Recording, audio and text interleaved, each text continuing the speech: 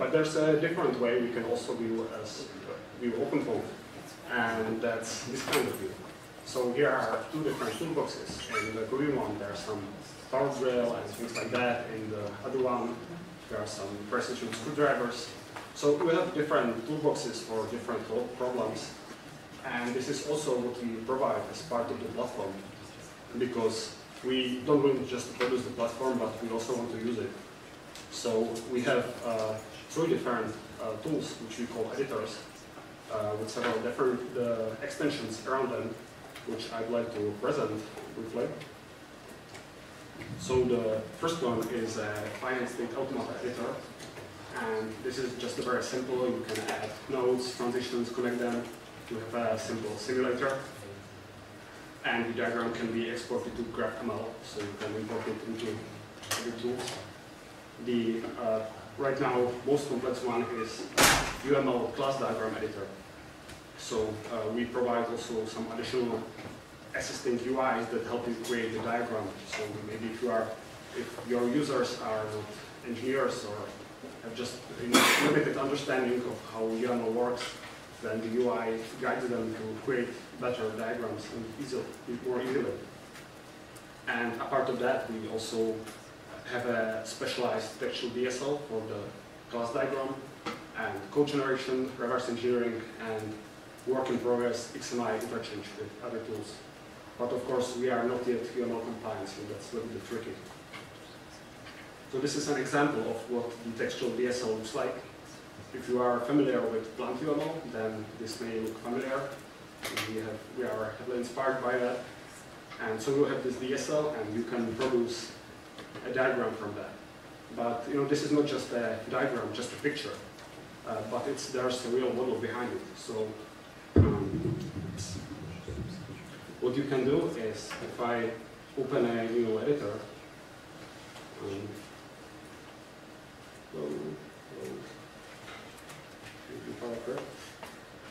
so what I can do is I can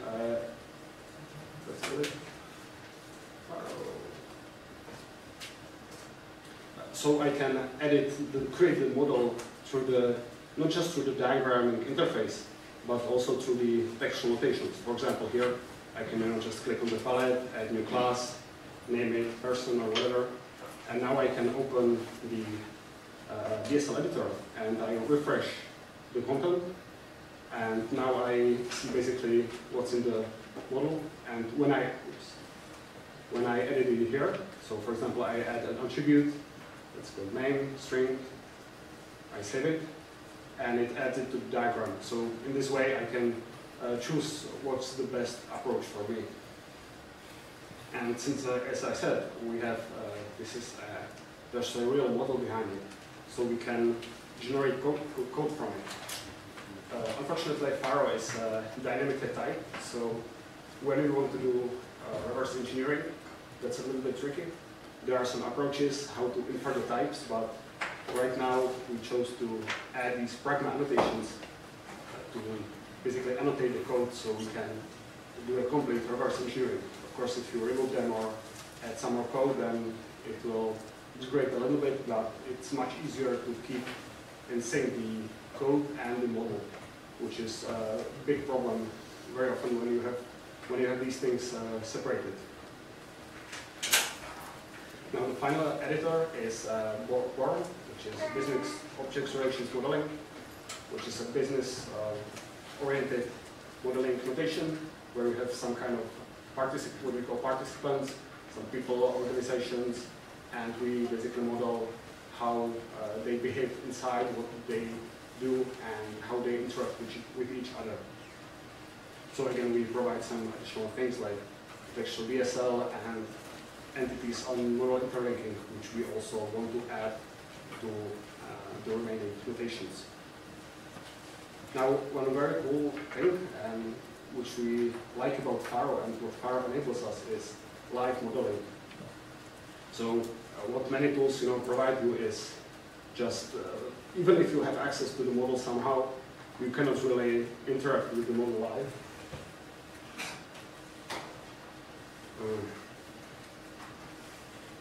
So for example, here's some state machine diagram. Resize a little bit. And reorganize. So let's say that there's one state that doesn't have any outgoing transitions. You can see obviously here, but if you have more complex diagram, maybe it's not so obvious. But what I can do is I can simply inspect the model and then say, give me all states. And from all the states, I want to select all the states that don't have any outgoing transitions.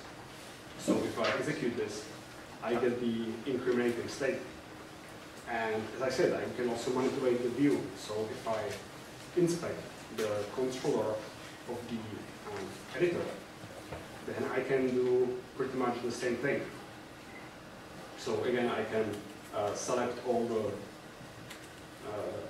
nodes, all the states that don't have any outgoing transitions, but I can also do something with the visualization. So what I can do is I can ask the controller, I have this model element, can I have the visual element for it? And because we are using Russell, we can also apply different Russell interactions and amendments. So there's this interaction called RT blend, which highlights or unhighlights the element. So now when I execute this, the visual element turns red. And this was done, just a little bit of scripting. So maybe I want to add a button which say validate diagram, and which just execute this simple script.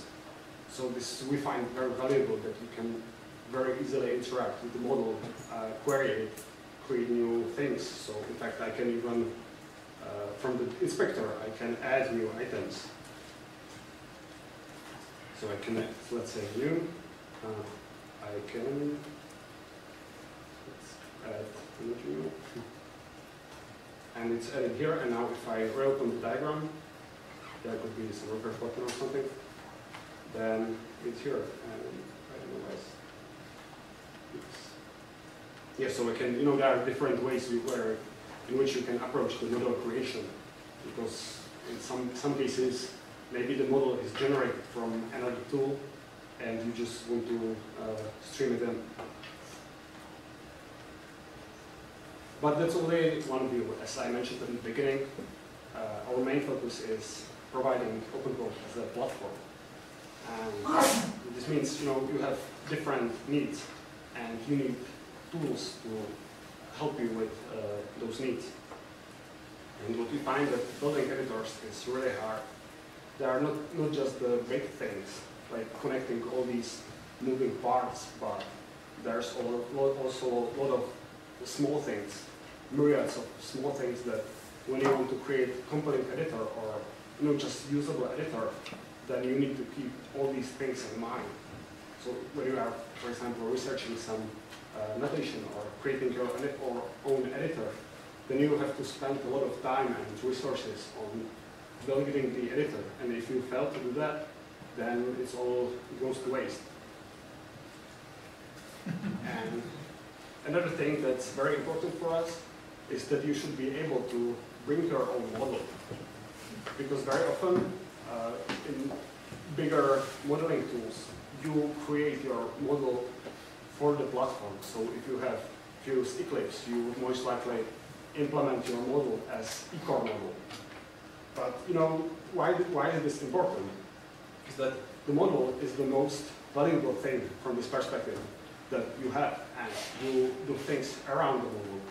You can simulate it, execute it, do some visualization, and what we do is we just help you build an editor and maybe some, help connect all these parts. But the model is yours, and so we shouldn't force you to modify it or just implement it specifically for our needs, because we should adhere to your needs, because you need to do other things with the model. So this is very important for us. For example, for the UML class diagram, we used the Phamix meta model as our basis for UML. And even though we extended it a little bit, we didn't modify the model itself. So we are happy that this was possible. Now, I would like to show you how you can very quickly script your own editor from scratch, because it's surprisingly simple.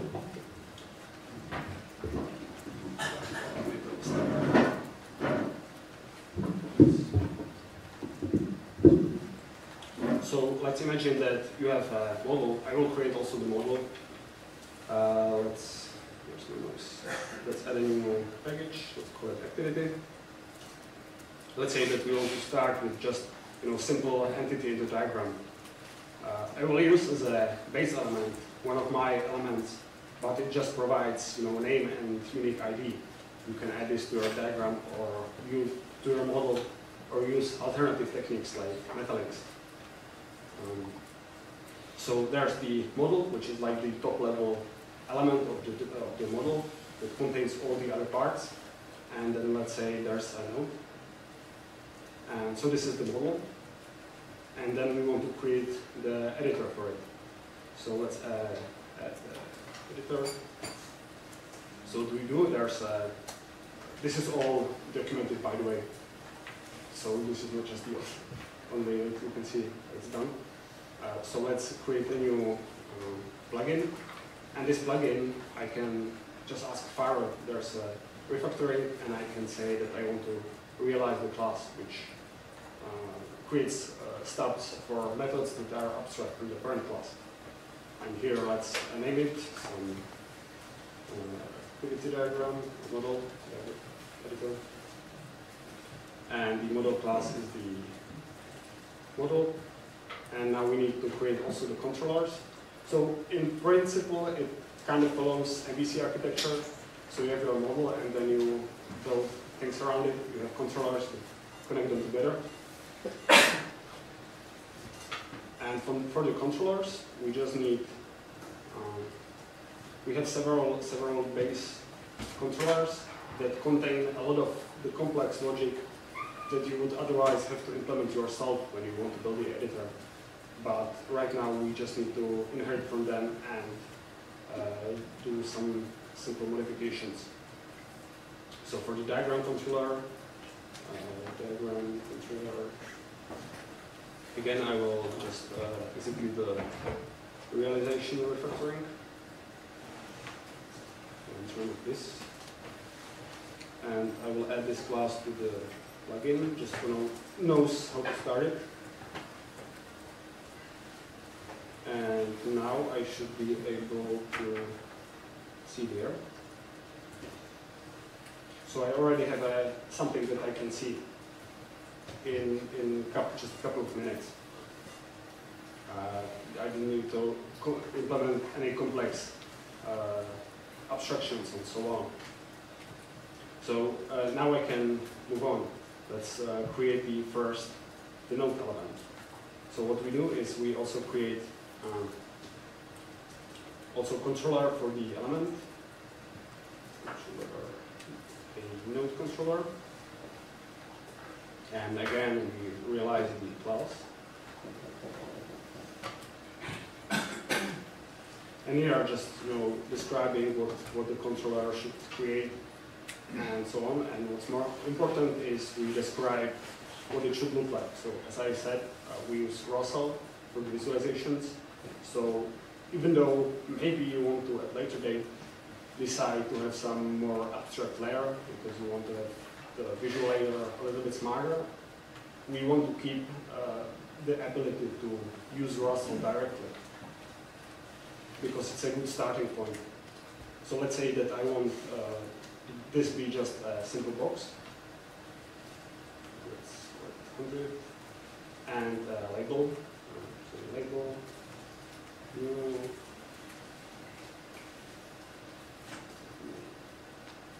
Text. This should be element on the model. And maybe I want this to be draggable. So if you know, obviously you need to know how to create this draggable.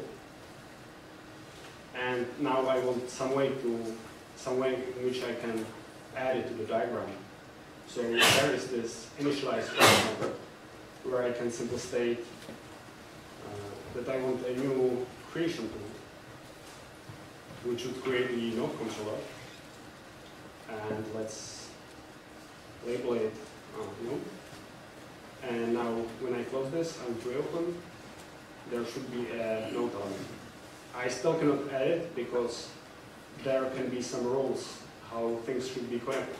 So for this we use what's called can be target and add as target and so on, which gets as argument the controller we are adding. This is because when you are creating the model, it's not the elements, the individual elements are not yet connected to the big picture. So just from the element you cannot decide what can be connected to what. So here it's done on the controller level.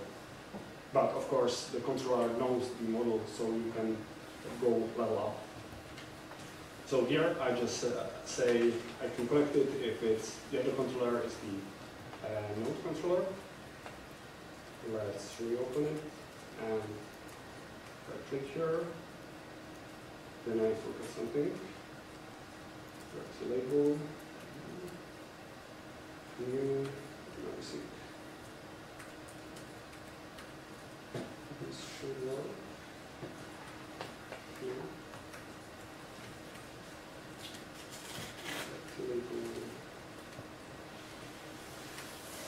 Oh, sorry.